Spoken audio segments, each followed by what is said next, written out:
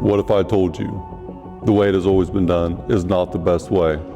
Facing your fears will change your life. The passion behind this journey is merging two separate worlds into one with the goal of creating value and awareness for a better life. I'd rather be sidelined trying to achieve greatness than watch greatness achieved and it only set on the sideline. Now introducing your host, Jacob Emery. This episode is brought to you by R&R Pipeline, an infrastructure company. Our purpose? Enhancing America's infrastructure with a safety-driven, integrity-led culture that provides an environment for team members to grow and thrive. Welcome to another edition of the Iron and Infrastructure Podcast. Ladies and gentlemen, it is just amazing what you can do with 1 to 2 years of commitment. 2 years ago, me and my friend and guest, Nate Saxton, was competing at a powerlifting meet. That was right at the tipping point of your commitment to change your life 2 years ago. You had committed to the I Want Abs contest. You were into the gym heavy.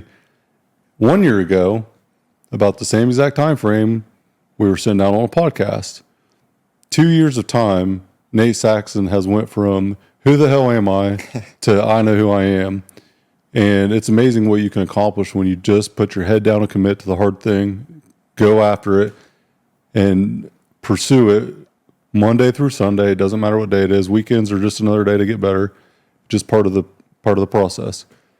Nate Saxton, welcome to the show. 1 year later. I appreciate it. My God, how things have changed, my friend. Even the podcast setup. Look at this, dude. It's incredible. I love it. This is congratulations on the new podcast fit. I appreciate that. It's starting to come together. Finally, I actually look like I know what I'm doing. Whether I actually sound like it or do is debatable, but the look is definitely a vibe. I would have to say this is the best podcast setup I've seen so far. I mean, definitely the best one I've had. I know that. Yeah, for sure. You've got it down to even the pipe fittings in the back. I don't know if you guys can see it or not, but whoever created that light and the little iron right here, the iron right here with the plate, nothing but just a vibe in here, man. I love it. Yeah, no, this is awesome. So congratulations on the new setup. Appreciate it. And your growth as well. That's what we were talking about too.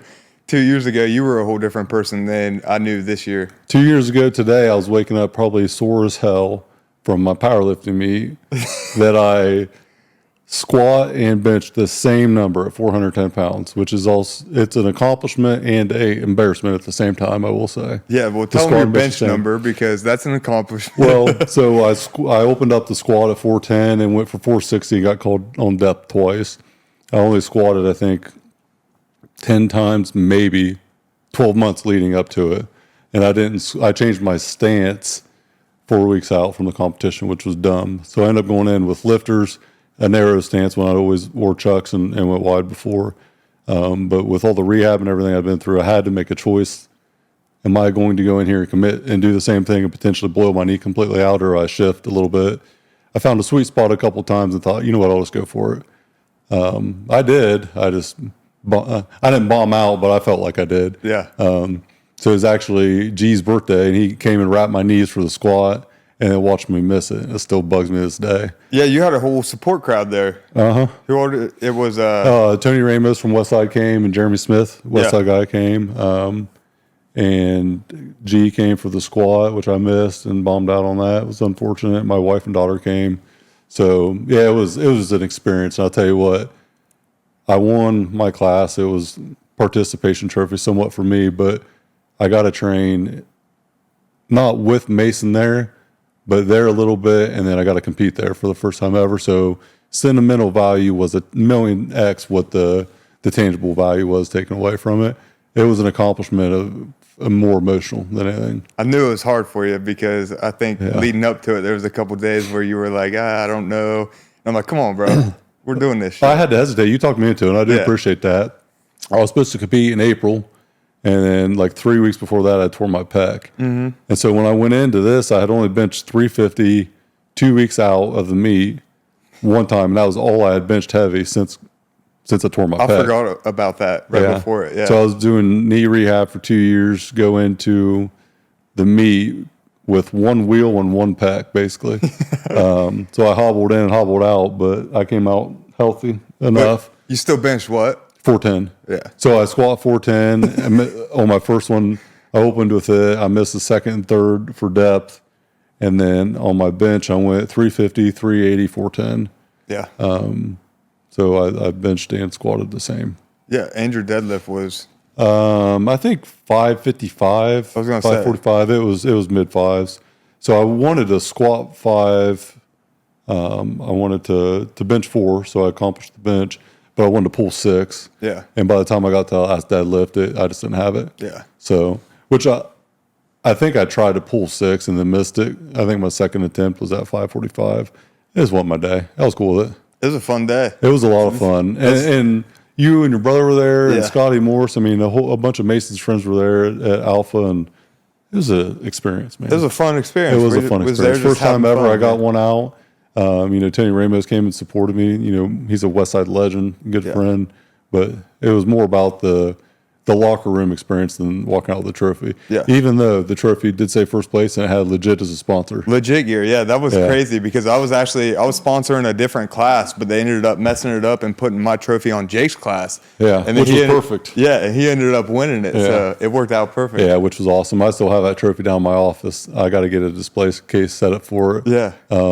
So I wore Mason's Chucks that day with his initials and number on it. I haven't worn them since. And his stringer. Yeah. I retired it all at that moment. So that's awesome. That's pretty cool. I have a little display case put in my home office here before long. But and then you came over for the home gym, dedicated to Mason, training there with all the guys. That was awesome. And that was about the beginning of when we started hanging out again. That was 2 years ago, right? July. Yeah. I think maybe 3 years ago now. But development in itself is an amazing thing to have gratitude for the current state of development and gratitude for the evolution over 1 year, 2 years. When you can do something consistently for 1 year, it becomes so enlightening at how powerful 1 year is. Yeah. On the scale of a lifetime, an average lifetime, it's a minimal amount, but when you can sit back and look at 365 days, I'm all in on this thing and I'm not going to waver from this no matter what happens. It's life-changing. Life-changing. Who you are today didn't exist as possible 2 years ago. I tell everybody all the time, I'm like, I couldn't even imagine 2 years ago, I couldn't even see this type of You didn't know it lifestyle. existed. I wasn't exposed to it. Yeah. And it can be really encouraging, but it can also be a little bit depressing too, because it's like, if I didn't, when I got out of high school, if I wouldn't have fucked around like I did for so long and had that direction and had somebody that believed in me more than I did in myself, where could I be now? But you can never look at it from that sense. It's always like, what am I going to, what's the next thing? Right. And so it's not the adversity that set you back. It's the adversity that grew you ultimately that takes us where we want to go or ends up taking us where we don't want to be when it's too late. Right. And then you eventually hit rock bottom and you realize like, hey, I'm built for more than what I'm doing right now. I got to get myself out of it. And that's where like, you came into my life and gave me that direction and gave me a purpose and a path, and which is hard, going from a 9 to 5 where you just put in the hours and then like, you really don't have that confidence in yourself. When you don't have direction either. So, talk a lot about date on the calendar and guidance and goals and all this. Well, not having something to go for, not having a direction and clarity on that direction. If you hop in your car and you just start driving and you don't have a destination in mind, where the hell are you going? Absolutely. I would say majority of the people that I've met and been able to help had no idea where they wanted to go, why they wanted to go there, how they were going to get there, or what they were going there for. Yeah. And just being intentional about knowing that is huge. What do you want your life to look like? Yeah. The R factor question from Dan Sullivan and Strategic Coach. If we were sitting here in 3 years from now, so September 18th, 2027, and we look back over 3 years, what would have had to happen to you personally and professionally for you to be happy with your progress? And when you digest that question, majority of people get pissed because they don't think it's a good question because it's scary. They say it's unrealistic or there's some sort of BS or they don't know.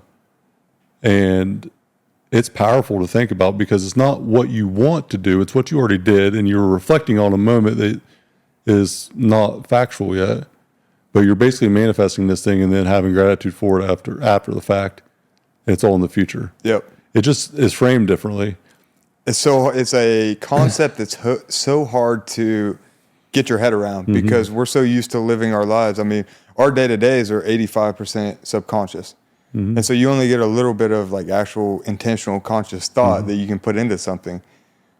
So to actually like envision yourself in 3 years out, that's almost impossible to even think about because you're so trained to think about the things that you have right now in this moment, day to day, what you have to do, that picturing your life from a standpoint of I've already received or accomplished this in 3 years is hard for most people. But once you get that down, you can really start to manifest things and put things into action.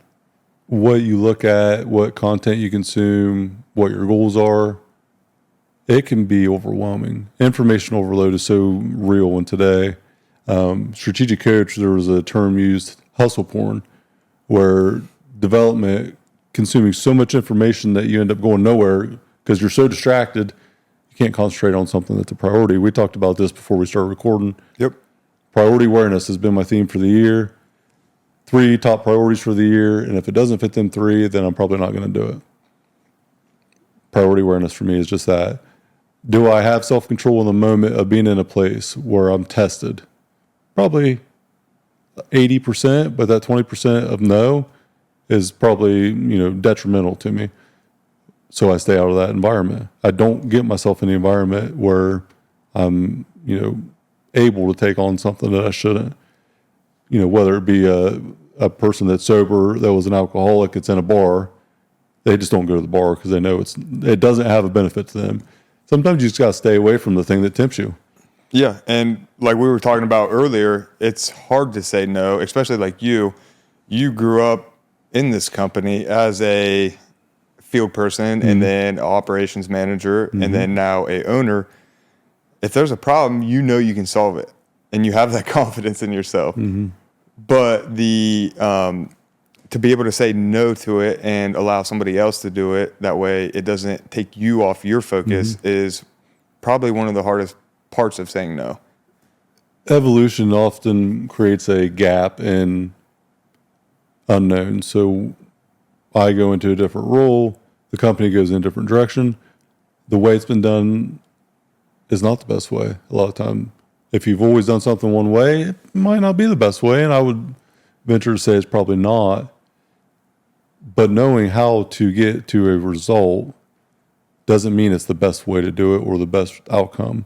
Sometimes the breakdown and letting other people find their own solution for it ends up becoming a progress for the problem. Absolutely. And a long-term solution or a long-term efficiency enhancement where the problem could be Band-Aids, but the broken leg isn't going to last on Band-Aids. It needs surgery. So Band-Aid over a problem is one thing, but a solution is a different ballgame. And empowering somebody to continually create those solutions is where you start to get the real momentum. Solution focus is something that we are always bringing to our customer. We want to bring them solutions for problems they haven't even seen yet. And whenever someone used to bring me a problem, I'd say, what's your solution? Do you have any suggestions? Bring me 3 of them. They might not be good. They might be great. I don't know. But don't just bring me the problem because then you're asking me to do your job, essentially. Right. So solution focus. Bring a problem, bring a solution or 2, as I mentioned. We'll talk through it. We can work through it, but don't just come with the negative problem. Yeah. Well, this isn't right. Well, what does right look like? Right. What would you do if this was on you? How would you fix this if you thought it was possible? Just frame it different, but put it on them. People don't take ownership if they know that someone's always going to take their problems. Right. And then you just enable them to bring you more problems. And then it's like the parent who has a drug kid or an addicted kid that you think you're doing them a favor by providing them shelter and food and whatever, but then you're just enabling them to continue to do so. 100%. You're not really helping them figure it out and grow and create results for themselves. What's the biggest thing that you've realized or the biggest change you've seen for yourself in the last year? Let's just go to 1 year. Oh, 1 year, it would be, you have to be selfish to be selfless. You got to put yourself first because I'm the driven type of person that will just work myself into a hole to where there's no way out. And then everybody, provide the solutions for everybody, fix the things for everybody. And then eventually I get to a point where I can't even solve the problems for myself because I've, put myself in such a deep hole. So it's like, I've really, and most recently in the past couple of months, realized that, the only way people around me are going to succeed is if I take care of myself first and lead by example in that aspect, which will in turn, they won't have to go through that suffering of, the hard grind, to where if they can just realize they got to put themselves first and everything around them will start to elevate from there. That's what I want to see everybody else under me do. Activity does not equal accomplishment. No. I've seen a lot of people bust their balls every day, work hard, long hours, and accomplish absolutely nothing. And that comes from not having a clear end in mind. I use the SMART analogy. So specific, measurable, attainable, realistic, and timely. Set a timeline, make sure you can measure the progress. It's specific, it's black and white, and it's realistic, and you can attain it. SMART goals. Very simple. Very, very simple. Fifth grader could use that and figure it out, but it's all you need a lot of time to assess the reality of a situation. That's where most people, I believe, mess up with setting goals, is because they set these big dreams and they're goals. not intentional. They're not intentional, and they're not action bound. So they say, I want to, create $1 million in revenue for myself, but then they don't put the action behind it. And that's where people get unconfident, is because they constantly set these goals, but they never achieve them because they never put the action to them. Confidence, I believe, is built off commitment. Pursuit 151, I think you've heard it. We've talked about it. When you're going to pursue something, the commitment of 100% is a non-negotiable. Yes. So if you have 100 shares of commitment and confidence, both for 200 total, commitment has to be 100% all in on commitment, 51% confident. Because after the commitment is there and you're fully committed to something, I truly believe that you only need 51% confidence to actually go pursue the thing. The confidence will grow as you pursue it. This podcast a year ago, dude, to say I was 51% confident would be probably because I didn't know what the hell I was doing enough to be less, and just because I was naive in general. Yeah. But I was committed. Commitment. That's and huge. The commitment is the reason 2 episodes since then have been out every week. But it wasn't because of confidence. Yeah. Now the confidence is probably 75 to 80%, but the confidence has grown. I've grown, but what also has grown is the gap of what I know. Yeah. But I understand that now more. Right. So what I don't know is I'm more aware of what I don't know now than I ever have been, and I'm good with it because I know that comes with time. My life motto: persistent patience. Good intention plus max effort equals persistent patience. Persistent in my pursuit, patient with the result. The timeline will come when it's supposed to. Patience doesn't mean I'm not doing anything. It just means that I have pushed everything I can or done everything I can in this one area to this point. If I do anything more, it's a negative ROI. So I have to scale it back a little bit or let a few things be resolved and put in place while I navigate other areas. Yeah. But persistent patience is my life motto. And I've seen the growth for me has actually been to slow down or be more aware of why I'm doing something. Yeah. It's stopping before I say something or thinking about it before I take action on it. I operate very fast, as do you. We can do a lot of things very quickly. Yeah. Doesn't mean they're productive or efficient or necessary. Or the right move because they haven't been, contemplated.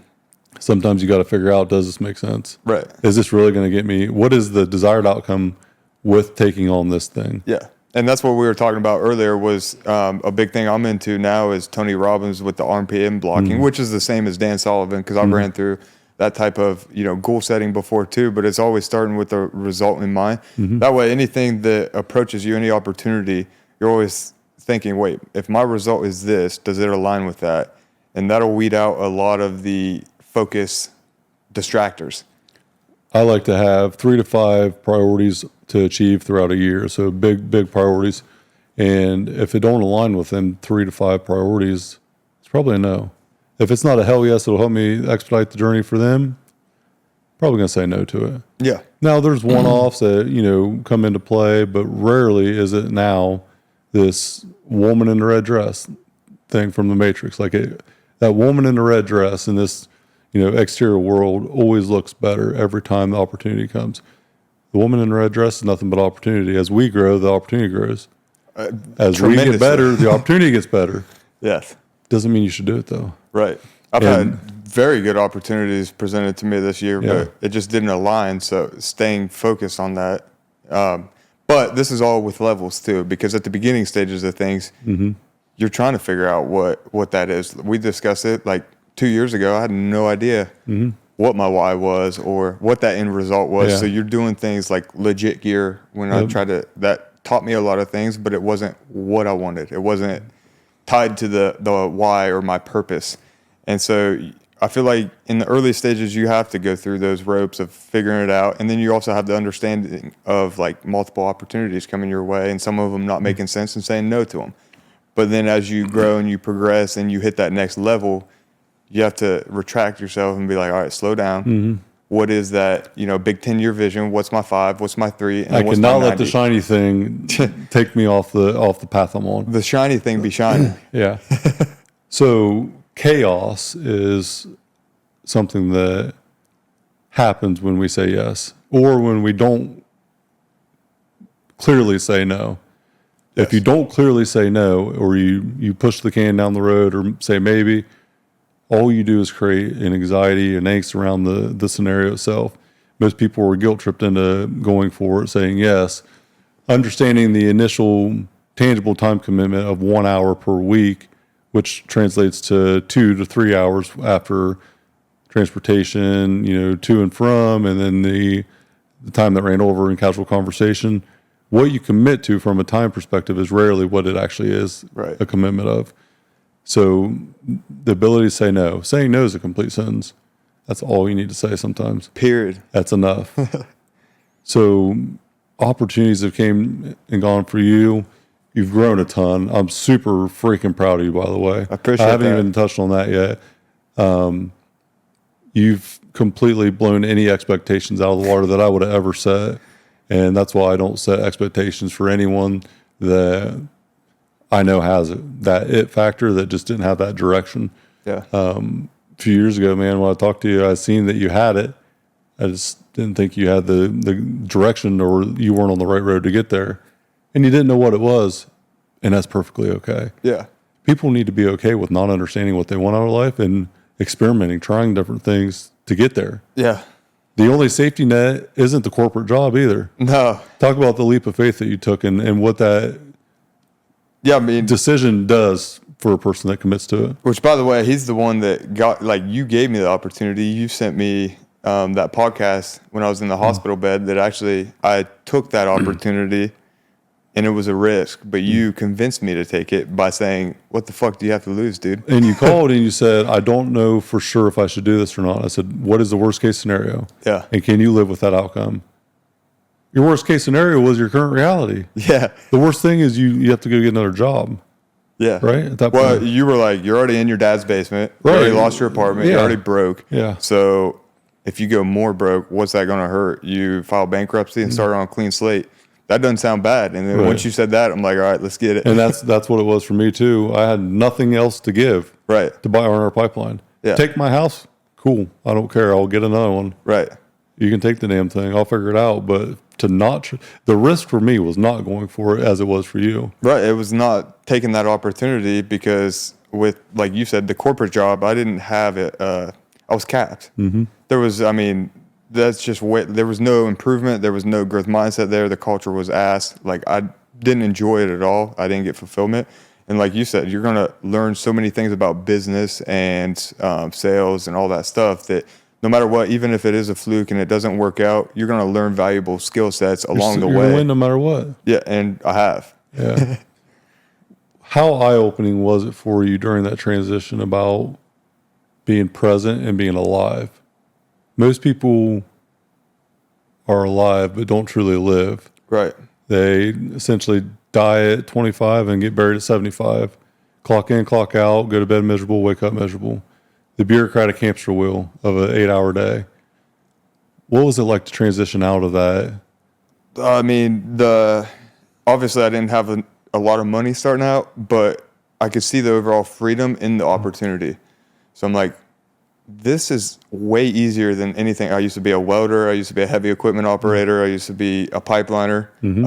I'm like, you're telling me I can really just go inspect roofs and get them bought and, sell a roof? Mm-hmm. Okay. Because it's not about what you do every hour to create a wage increase. Yeah. You are paid based on production from a transactional standpoint. Your value. And it's different than an hourly rate, right? An hourly rate takes time to establish, but you can just be a very persistent and very intentional person with the time of sales and not be that good, but still do a lot of money. Right. And that's what my coaching call Monday was about was, I wouldn't say I'm a great salesman by no means. Well, you've only been doing it 2 years at best. 1 year. I haven't even hit 2 years. This March would have been one full 12 months of it. And I sold 1.8 in my first 12 months of selling. And you're a baby in the sales realm. 100%. Yeah. I'm just getting into it. Mm-hmm. But it wasn't ever my sales abilities. It was my business abilities. I knew how to stay intentional, track everything, KPIs, time management. That was one of the biggest things for me because you knew that I lived far away from Columbus at the time I started. I was traveling all over the place to get jobs because I was in that scarcity mindset. When I slowed down and realized, hey, I'm just going to work one neighborhood with good sized roofs that are going to, build that for me, I just started running neighborhoods like I did at building homes. Mm-hmm. And so the neighbors would walk up to me. They would know me. I had that trust in the neighborhood. What is the highest residential volume per, one area? Right. Start there first. Yeah. What is the time frame of the houses that were built? Likelihood of roof replacement being needed. I don't know what your protocol is. I'm just assuming. But 15 years and older, it's probably going to be discontinued. It's coming, yeah. So it only takes one shingle to be messed high up. likelihood of needing it replaced. Yep. Start there. And I just got very intentional with all those numbers and then built a time management system around that so I was as effective as possible in the daylight hours that I could actually work. And then you can ask my dad, I would be at the home calling till 11, 12 o'clock at night, homeowners answering me. Yeah. And he'd be like, this dude's crazy. Well, that's the thing about sales is so unique is you can always call, you can email, text. There's always some potential outreach if it's not in person. And then the referral part is probably the biggest guarantee. Yeah. If there was ever a guarantee, the biggest closing rate I'm assuming is from referrals, right? Absolutely. Because someone is putting their word out there for your product or service. Yeah. It's a massive, massive thing for someone to refer another person. Well, put it this way. This year I haven't even had to door knock. I do it for fun and to get other reps leads, but this year I haven't even door knocked. All referrals and calls? All referrals and call-ins. Yeah. And so you just build a good book of business and then do the shit you say you're going to do. And you're not selling a product, you're selling a service. A service. Yep. That has to be a location and a residence. Yep. That's pretty incredible, right? Right.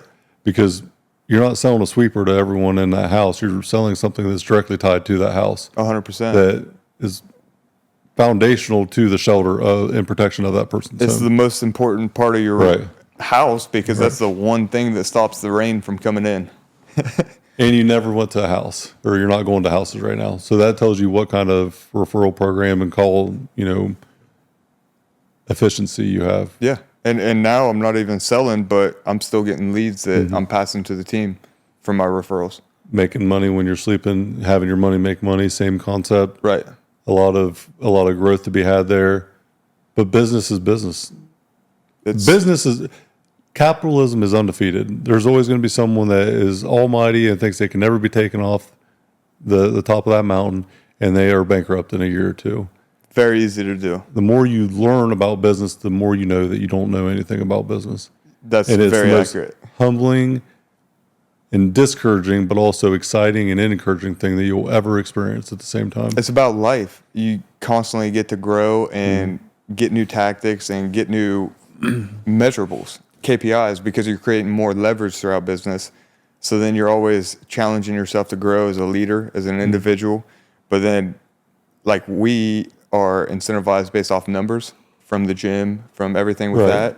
And so numbers never lie. Numbers never lie. And it's always been a numbers game for me. So I was always intentional about tracking how many doors I would knock or how many claims I would get filed. But now I get to see it on a whole company level and inspire them and motivate them to do more.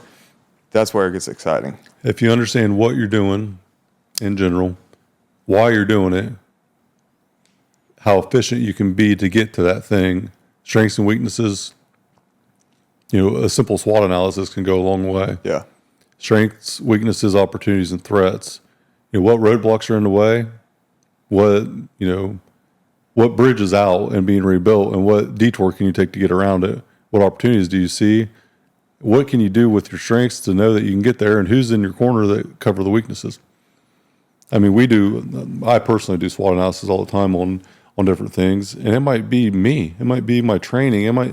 It could be something so simple, but being able to measure progress. You cannot manage what you cannot measure. Right. Is it black and white? Are your goals realistic? Well, one day I'd like to be this. Well, how do you measure the progress to get there? Yes. Now, you can have a BHAG, big, hairy, audacious goal, or a 10-year vision. That's a direction. Then, compartmentalize it from there, from the 3-year. 3-year milestones to get to that 10-year thing. From the 3-year, break it down to 1. We operate on EOS. Everything has to be intentional, has to be measurable, and has to have a time frame in mind. If not, then it's almost impossible to really scale progress. It's a dream. It's not a goal. And that's all it becomes, is this fantasy and not a reality. Right.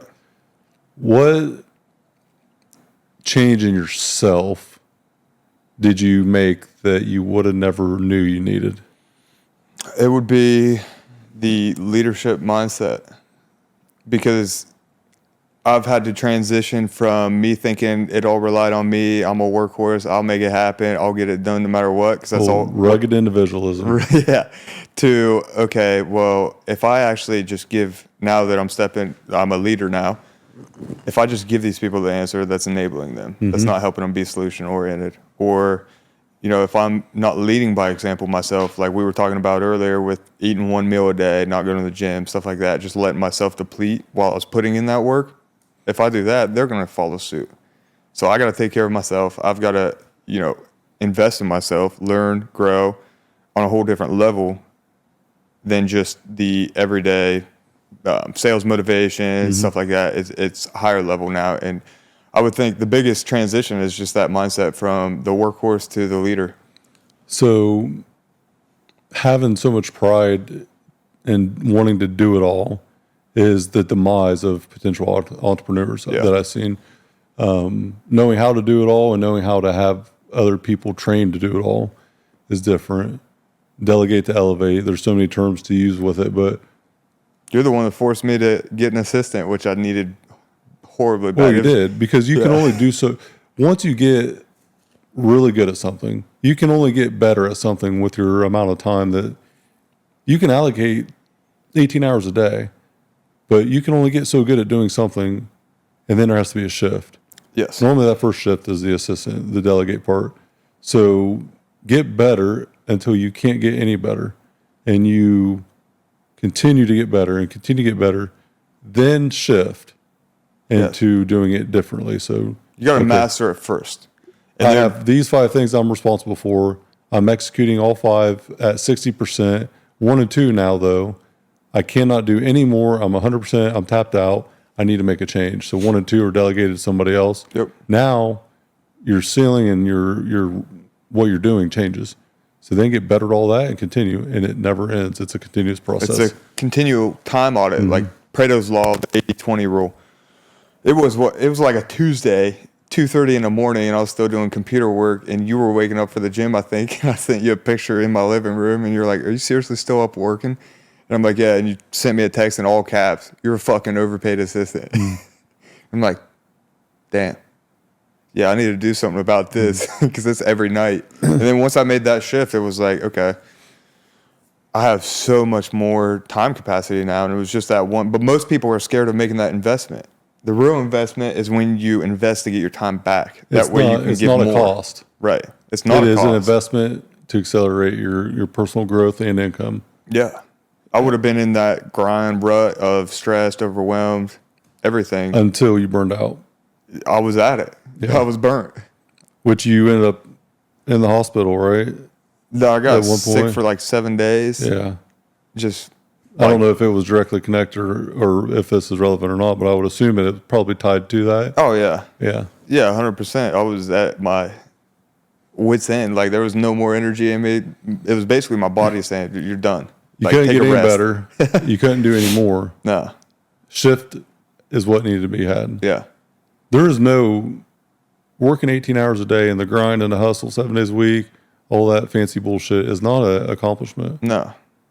It's actually incompetency to me, because there is a point you have to get through a certain stage. If you're continuing to do the same thing and doing it all, you're not growing. It's just delusional. I would almost venture to say you're scared to evolve because you're just doing what you're comfortable with and what you know. Yeah. And I think it's very common for entrepreneurs to do that. Yeah, and especially entrepreneurs too. Somebody that's building inside of a business, that they're scared to give up that money, that profit that they're making. And I'll openly say it. That's what it was for me. I was like, wait, I'm making the most money I've ever made. Why would I try to? But then I'm not creating an opportunity for anybody. Then that doesn't tie back to my why, where I want to help people, inspire people, and create opportunity for people. And so if I'm not willing to give up, her salary yearly to better myself and do more, then I'm not a leader. You're not practicing what you preach. I'm not practicing what I preach. Yeah. People do not hang on to what you say as much as what you do. Right. Oftentimes, the people that are closest to you in your life are the ones that recognize it the least. The ones that you speak to quarterly, 2-3 times a year, whatever. Sometimes they see that growth more than you even see it, or they acknowledge or recognize it more because they know who you were, then they see who you've become in that time and understand the growth. They're not there picking up the pieces every day. Right. And a lot of time it's hard to have the ones closest to you not see it. Right. Until you can sit down and show it or acknowledge that progress. And that's why I think you have to track it. You have to be able to manage it by measuring it. Yeah. Because if you don't, then perfectionism is such a real thing. And I think that having an ideal for life, if I told you, Nate, you need to quit being a dick to everybody. You're an asshole. You're not a good leader. Does that tell you what you need to know? Absolutely not. If I said to you, hey, whenever you're going to sit down and talk to someone, before you criticize what they didn't do, acknowledge the discrepancy in what was agreed upon to do. So did Mrs. Johnson over here, she was supposed to be at work 8 o'clock every day, 5 days a week for a month. And out of the 30 days that month, the 20 days that were allocated to work, and then 20 days, 15 of them, she was late. Well, let's acknowledge that, what we know is factual, not what we feel on the emotional component. Right. So, Mr. Johnson, you're late again. Why the hell are you late? It's an immediate insult. She shuts down and is defensive. Right. Fight or flight. But if you just talk about the thing that was agreed upon and call for an explanation, ask for it. Yeah. Hey, we agreed to, you were going to be here at 8 o'clock. Just reviewing timesheets. I seen that you were here, at 8:30 for 3 or 4 days. Can you explain what happened there? You're not criticizing them. You're just asking the discrepancy, what was agreed upon. Now you'll see how they give you the justification for it. And it really clears the air on the personal side of it, because keeping the emotion out of a business is hard sometimes. Yeah. What you feel and what's real are different. Your reality or your perception of reality is different than the person that you're sitting next to. Yep. So going for the thing that was clear, black and white, and agreed upon, and not the person. It's the discrepancy in the commitment, not the person that didn't commit. That's a good way to look at things too. To me, that's a big component of leadership. I think framing and how you pursue and explain something to someone to make it not an attack. I'm not attacking you about the thing. I'm talking about what didn't get accomplished that we agreed upon. Right. Because I want to figure out why. Is it you don't have the tools that you need? Was it not clear enough? Oftentimes I think it can be broken down pretty simply, but did you understand clearly what the goal was? Yes or no? Yes. Okay. Was there a clear timeline established? Yes or no? No. Yes. Whatever. Okay. With that, did you have all the resources available to you to accomplish it that were needed? Or was it clearly communicated that you had them available? Was there some unforeseen thing that was really hindering you or not allowing you to complete it? I'm a chef. I need to cook omelets for breakfast. I don't have eggs. clearly there's a discrepancy in what you need, right? Yeah. So there's always an explanation or an understanding of why or why not. Might not be trained on it well enough. It might not be specific enough. It could be the leaders in your department who are actually holding her accountable, Miss Johnson, aren't delivering what they need to do, and that could be a bigger problem. And so instead of attacking that person, you're actually getting down to the real problem. Right. And the issue is often what's on the surface. It's often much bigger than what is being talked about. 100%. Oh, that's good. What does leadership to you look like? What does a quality leader look like, or what in the last year have you seen? Because most things I've caught, as far as leadership goes, I've caught that are bad, not been taught that are good. Yeah. For you, what's really been your takeaway on it? I would say everything, it comes down to your standards. So it's not about what I tell you to do or what I tell you is right. It's about the standards that I set in the organization, and when I'm not around, if people are still following them. If they're not, then I'm not a good leader. Are you following the standard when no one else is looking? Yes. And if you know that you're doing that, that is all that you need to showcase as far as action. Speaking in terms of doing it and then doing it are different. 100%. I'm reading a book right now by the founder of Netflix, and one of their things with money. So if they have a rep that's flying to Florida to do a business trip, their only policy on money for dinners, for flights, for anything like that is act in Netflix's best interest. If they do the right thing and act in Netflix's best interest, there's no problem.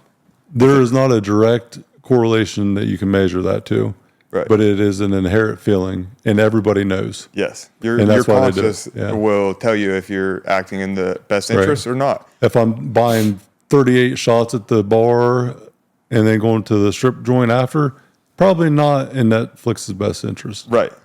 And on the opposite side of that, if you set the parameters and say, okay, you're only allowed to spend $200 for every meal, that's it. Most of the time, they're going to spend that full $200.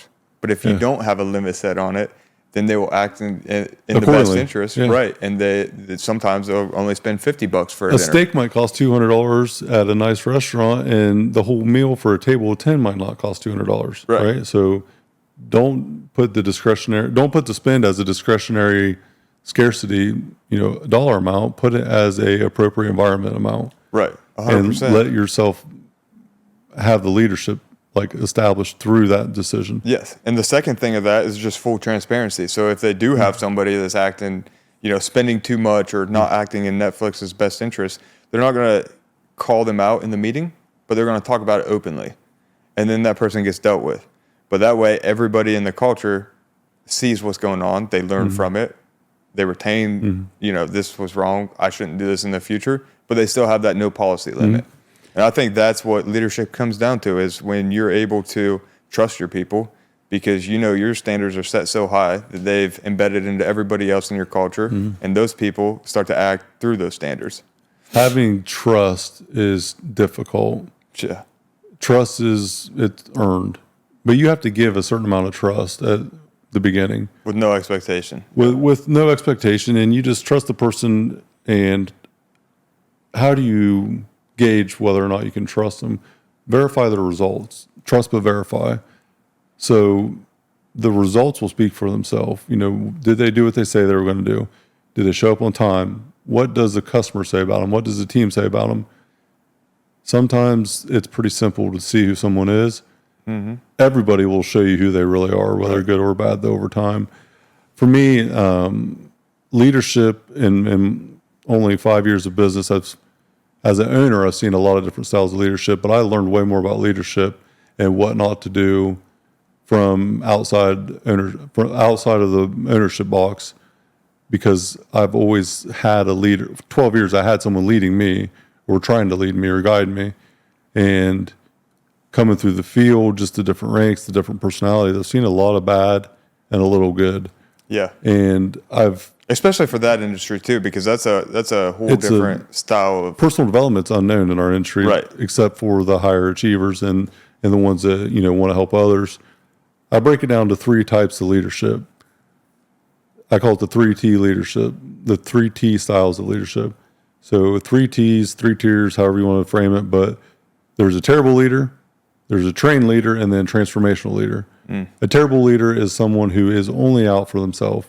So they will lead others for the recognition of accomplishment for themselves only, not for the team, not for the greater good. They lead other people to have personal gain themselves and not for that person doing the task or doing the thing. It's not about them. It's about the gain that I can get because of that person's work. It's blame others when something fails, when something goes good, take all the credit. And it's someone that doesn't give a shit about other people. And you know it inherently, regardless of what they say. You can feel it. They lie, they cheat, they steal, whatever they have to do to get to that next spot.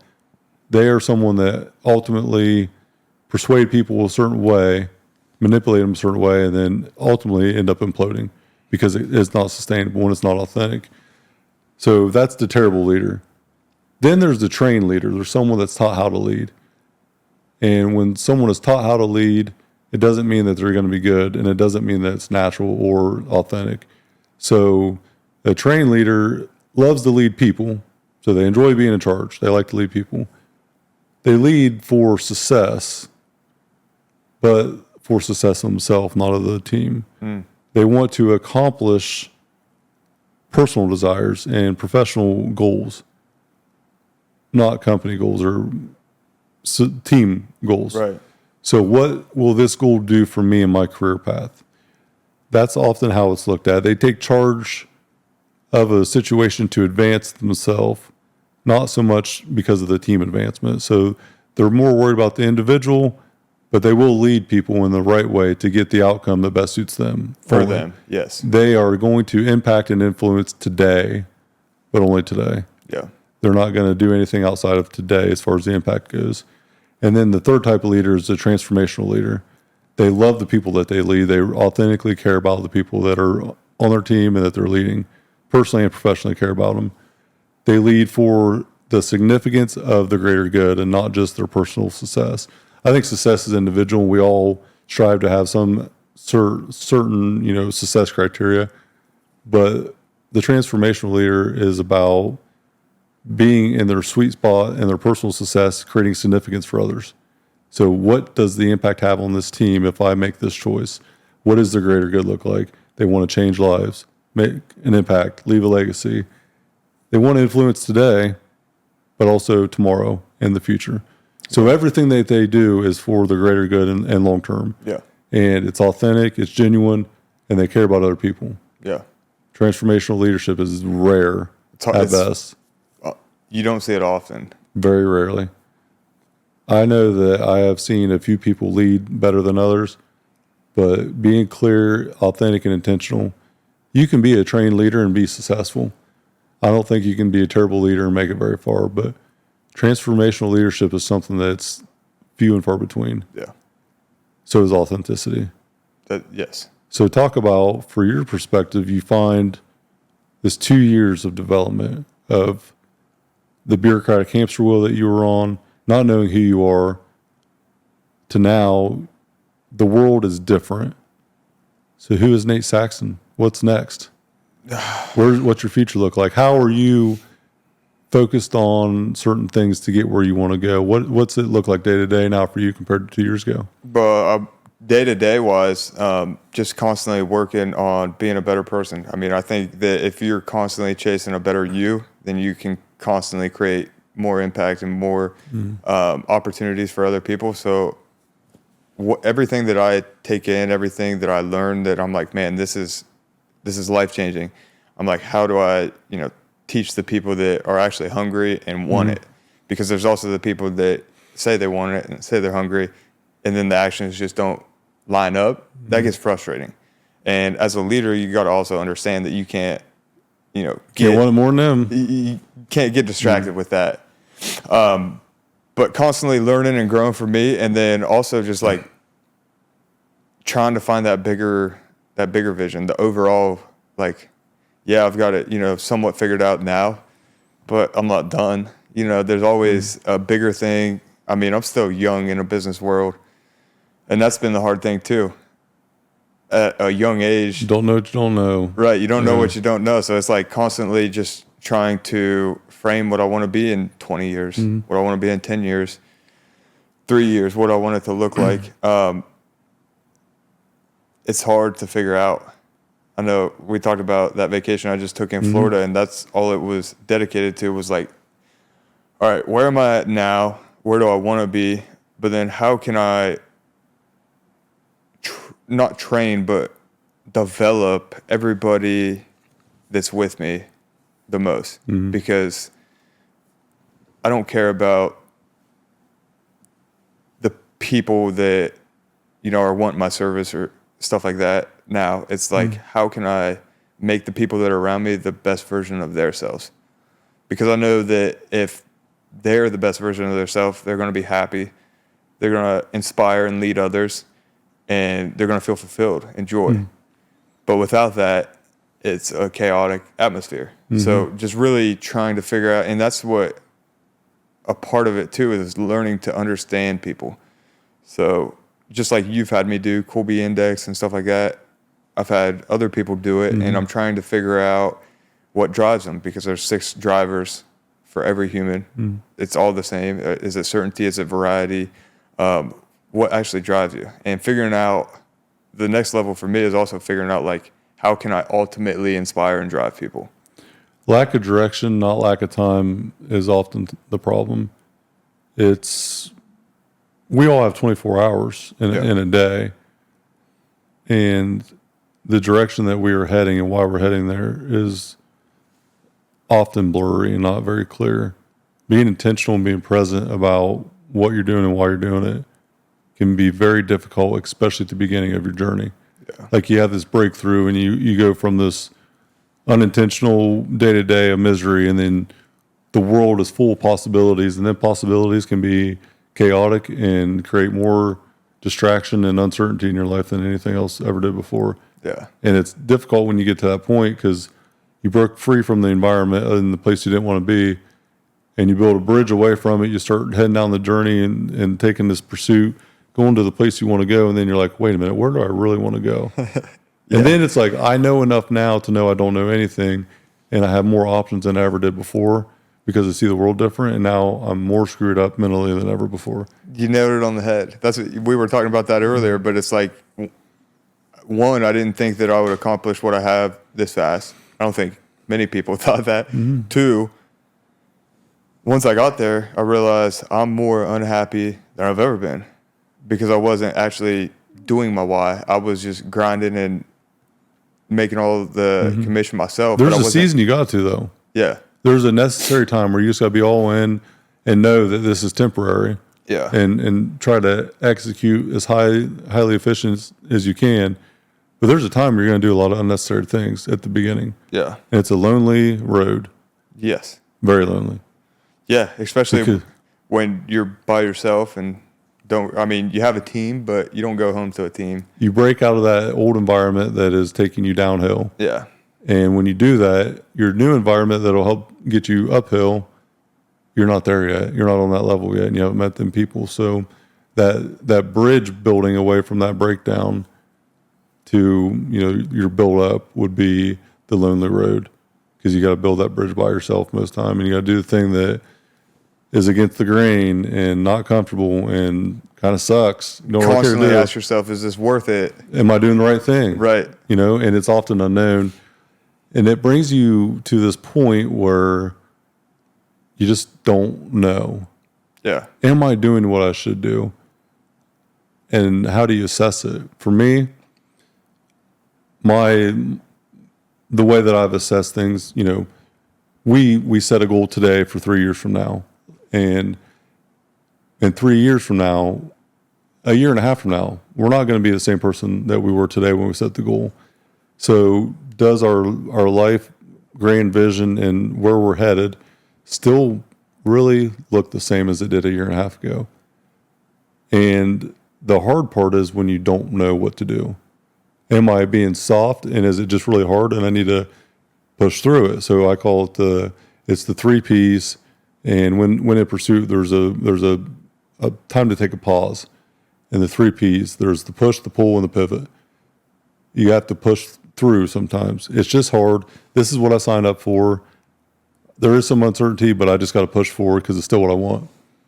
And then there's the time where you really need to pull it back, reassess it, and get clear. Be present and get clear. Pull back and reassess everything. So when I set the goal, what was my mind frame at that time? What was my mindset? Am I still in that same frame of mind? Have I outgrown that previous reality? Is my new set of skills and vision of the world so much bigger than that one was that this no longer fits what I want? Maybe you just need to go back to pushing and it's still what you want. But sometimes after you pull back and get clear on it, you got to pivot and do something different. It's not a failure to me. It's not an acknowledgement of quitting. It's, to me, a progress that was bigger than what you could have projected before. Right. Once you get to that level and it's already bigger than what you ever predicted, how can you still stay on the same path?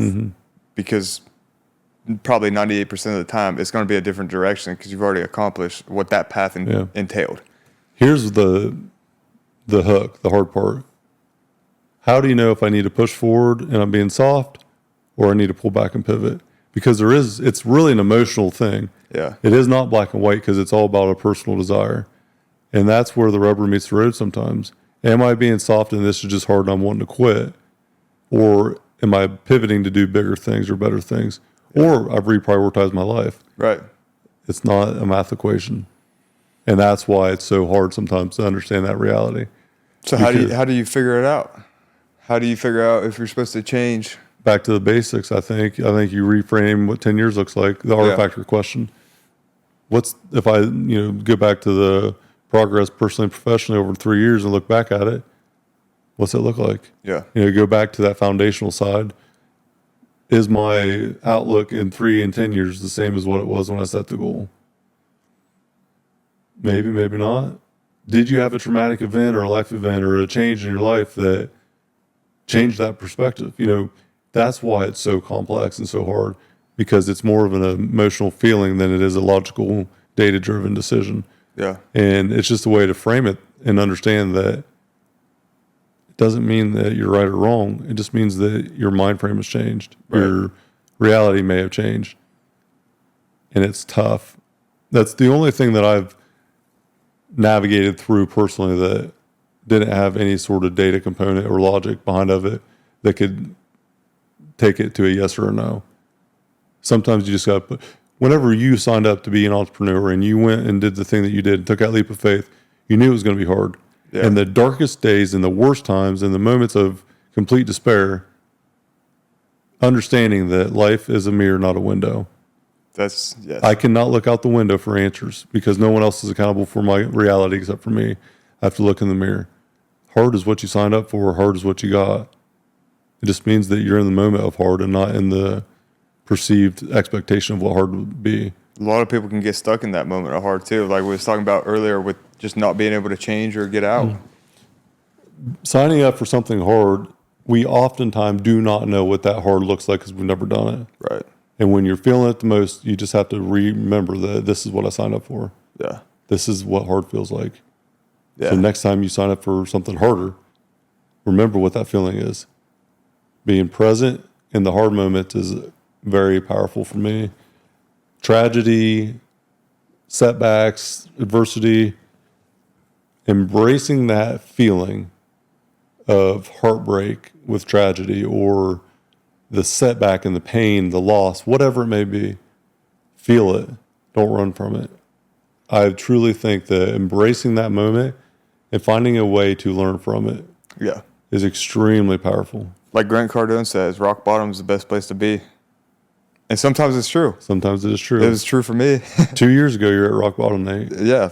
I mean, a year ago, realistically, because it was last March when I went from D.R. Horton to here. So in 2 years, you go from the breakdown of your reality, you build a bridge for a year, and then you find your sweet spot. You take a leap of faith, and then you start building up. Yeah. Now you're on that highway to success. You're on the other side of bad. Right. You're good. Don't ever let that highway get too big, though. Never let it be great. Just keep it good. Yeah. Enjoying the journey, my friend. This is what it's all about. Yeah, dude. It's exciting. This is where it gets fun. It's going to be painful. Yeah. It's going to hurt. And this may be good or bad, but I mean, I like the hard stuff. The harder it is, give it to me. The better the story is at the end. The better the story is, yeah. So many people are caught up on it's hard, I don't want to do it, or I don't want to do it for a long time. Okay, but think about the person you're going to become on the other side of that hard thing. The accomplishment, the accolade is only a small component of what the reality is for the growth. Yeah. The growth is not the accomplishment. The person you become to be able to get it is. Right. That's what matters, and that's what's so often misunderstood. You have to pay dues, and oftentimes way more than what you could ever imagine to get things that you want. And people don't see those dues. That's the hard thing. Everybody loves a view. Everybody wants that view, but nobody wants to take that climb. I've seen it time after time. People come in because they see what we've created and like what the result can be, right? But then they're not willing to go through that hard period. Yeah. They're not willing to go after it and do the actions. And then they're like, there's an excuse. There's always an excuse like, this happened, so I couldn't really be there all week and, blah, blah. Okay, so you just don't want it as bad as you said you did. And so what? Right. That's fine too. Yeah. It's not your place. You don't want it. That's fine. You don't have to tell me you do. You don't, because I've seen it Right. already. Yeah, don't tell me the excuse. Just tell me you don't want it. My runny nose and my headache, was there at 3 o'clock in the morning when I woke up today. The last thing I wanted to do when I woke up this morning was go train. I didn't think about it. It's what I do Yeah. because I want it. Because you want it. Yeah. You just got to That's set the alarm and go. Excuses are just telling people that you don't want it. It is a acknowledgement of incompetence to me when you If make you an want it, you excuse find a about way. something. And when you don't want it, you also find a way to give a reason why you did accomplish it. There's not that many things that can deter you from what you actually want.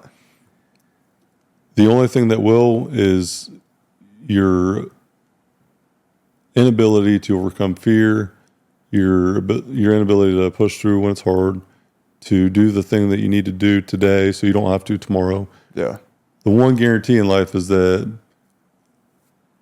we are always going to have things that are hard come up. Life is going to be hard regardless.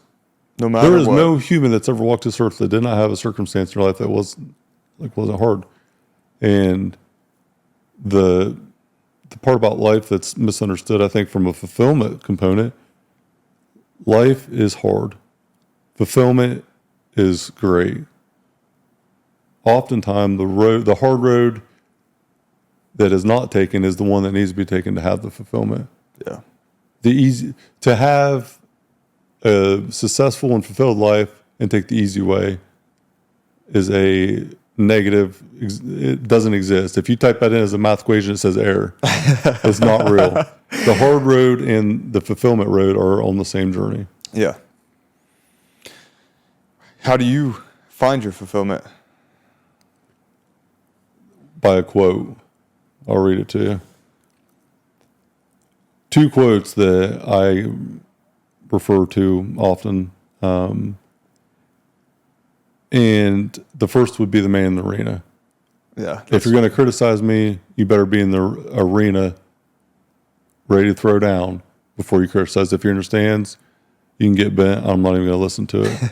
I love Because that it does absolutely nothing for me for the insult or criticism to come from someone who's not willing to take the leap or be in it. Let me find this quote.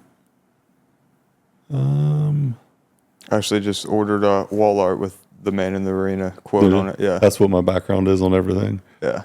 A master in the art of living draws no sharp distinction between his work and his play, his labor and his leisure, his mind and his body, his education and his recreation. He hardly knows which is which.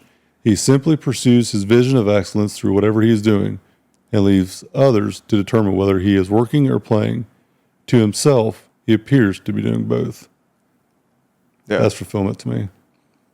That's beautiful. Whenever Who wrote that quote? I just read it. L.P. Jacks. That's a really good one. Yeah, and it's one of my favorites, and so is the man in the arena. You sent that to me. That's how I probably heard that one. did, Yeah. Me and G actually were on the same kick the same day when we recorded The Island with that same quote. Yeah. I opened up the day with that. He's like, dude, I just tweeted that 2 hours ago, and I didn't even know it. It was funny. But the leap of faith, the man in the arena, Yeah. criticism comes from everybody and anybody, and sometimes it's the closest ones to us. Right. They're criticizing us or wanting us to play it safe as an acknowledgement of their inability to take that leap of faith that we are willing to risk and take. Right. The man in the arena, though, no matter what happens in our life, Nate, because of taking that leap of faith for you and for myself, we are either going to know at the end tough defeat because of not getting the things that we desire to have, battled and bruised, but in the arena. Right. Or we will have the victory that we always desire to have. But either way, we will have an outcome that so few do get to have. And that, my friend, is what life is all about. That's what we're chasing. I truly believe it. Yeah. That's like Ed Marlette says, at the end of your time, you're going to meet somebody, and it's either going to be the guy you sought out to be or the guy that you didn't become. And I'm damn sure that when I get to that point, I'm not going to have regrets because I'm going after everything I want. I frame it differently, but when you die and, you go to this afterworld, whatever you believe in religiously or whatnot, but for me, I go to heaven, and the first person I see in heaven should be my twin. Yeah. And that twin of mine would be the person that I know I was supposed to become. And I did the right thing to get where I was supposed to go. Yep. If I go to heaven one day and I don't recognize that other person, it's all for naught. Right. Whether I'm right or wrong in what I'm doing, I feel like it's right. Right. And I got to go for it. And just keep chasing it. Mm-hmm. At the end of the day, we might be wrong. We might never make we might never achieve the things we want. We might die tomorrow. But until then, until we're buried, guess what? I'm alive. And I'm putting in the steps every day. And you feel it. Being alive and being fulfilled and being alive but not living is so different. So many people were dead inside and outside but are still walking with a pulse and whatnot. And they gave up so long ago. And you can see, like, now that I have the awareness of things, you can see it in people. Mm-hmm. In the way that their language is, in the way their actions are. Posture, everything. And it's like, man, I don't want anything close to that. The way someone shakes your hand, the way they acknowledge you, the way they communicate. The way they show up in the morning. The way they talk about themselves. Yeah.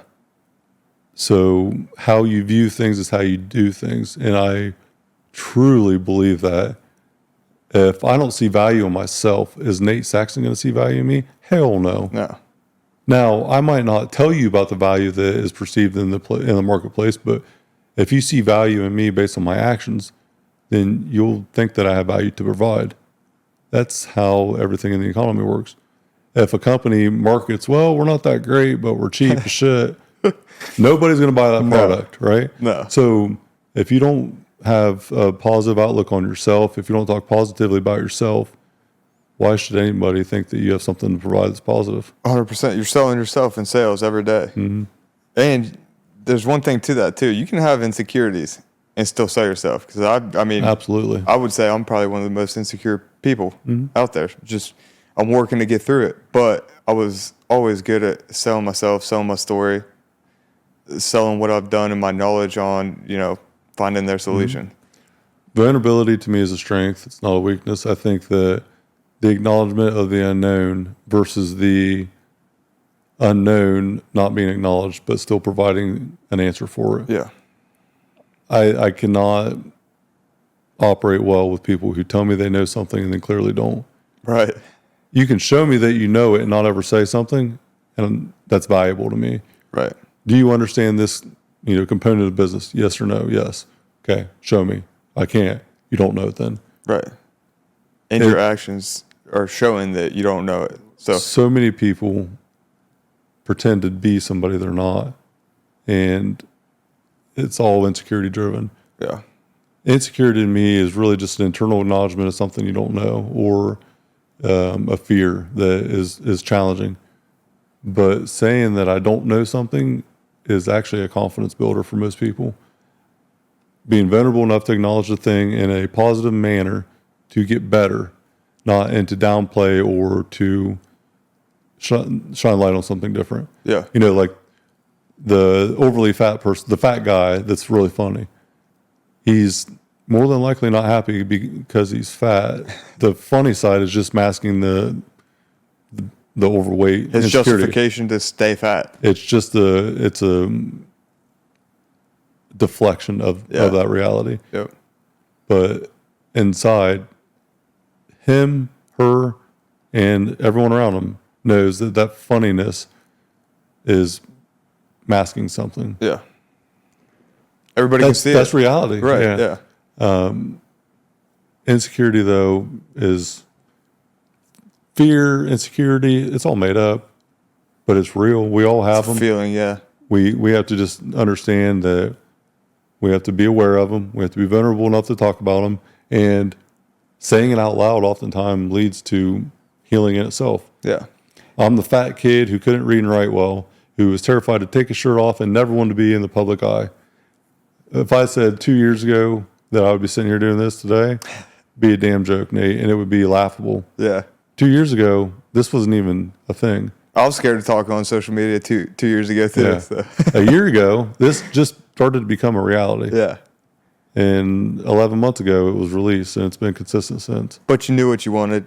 You had the steps to do it, and you stayed consistent with it. Recognizing value for me was not something, I was horrible at it. I would not have done this had Treadway, you were part of that, saying, man, you just need to do this thing. Like, you need to get it out there. I remember talking to you about stuff. And you're like, dude, how many people are you helping? Are you getting it out there? Like, what are you doing with all this? Like, shit that's just stored up there. Yeah, because you were helping me on like an astronomical level to begin with. I mean, we were texting every day about, just personal development, growing, how to, start this. What do you think about this? And I'm like, are you helping other people or? I didn't even acknowledge it as a value in the marketplace. I just acknowledged it as an expectation I set for myself. Yeah. When it changed, was helping you. I mean, you were the first person that I would say I actually mentored and still have tried to help provide value long term that went from this really bad place to this really good place. Yeah. And I'm grateful for that opportunity because so many people do not listen because they think they know the answer or they're so scared to try something different. Yeah. And scared to fail, but ultimately they're already failing. Right. You were failing 2 years ago and you were so in so much pain that changing was the only option. Only. And when you change is when you really figured out what life's all about. 100%. I was ready to give it all up. I remember sitting in my apartment and I was like, dude, if all life is to pay bills, work night shift 7 days a week, I don't even want it. And so that's when we started talking and you took me to Max Effort Muscle and you were like, start your own brand. And I'm like, is this dude crazy? How am I going to start my own company? I remember you saying something about the 4 a.m. crew. Yeah. And you're like, what do I got to do to be part of this? And I was like, dude, I'm just going to tell you straight. Go take some numbers off the chalkboard, but you don't bring nothing of value to the crew. Right. You're not going to raise the average bar. And it hurt me to say that, but it was a reality. That's what I needed to be here. I needed that. Dude, you went on you went the I Want Abs contest. You and your brother both transformed your life. You went all in. You haven't stopped since. And I remember my feeling when you said that to me. I'm like, dang, I'm not what do you mean? Like, I look decent. I can move a little bit of weight. You know what I mean? What do you mean I can't be a part of it? But then once I really started to understand value, it's like, yeah, that makes sense. Like, why would somebody want me to be a part of an elite team or an elite organization if I've only got the minimals, the averages? What are you bringing in that you can leave and help the team out and not take from? Right. And it wasn't there yet. No, not even close either. But that's the starting point of change. Yeah. And that's not it's not a pleasant thing to say, but when you embrace that reality, what the hell are you doing with your life? That was my what the hell are you doing with your life statement. That statement was so painful for me because I couldn't answer the question. Yeah. And even worse because I wasn't doing anything with my life. Right.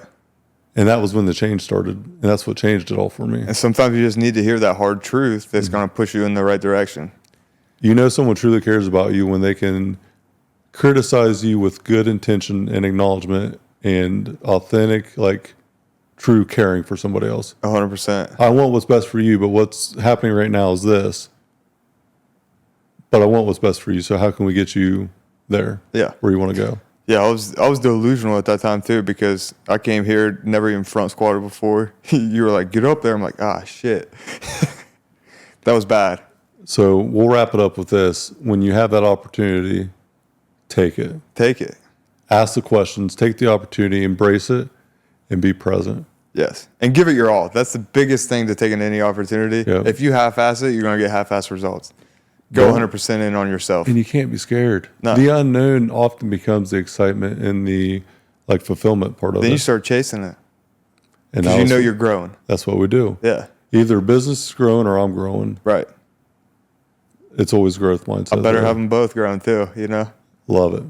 1 year, 2 years, the Nate Saxton today doesn't even realize who he is compared to the Nate Saxton that you buried probably a year ago. Yeah. That person was buried and replanted, reborn, whatever.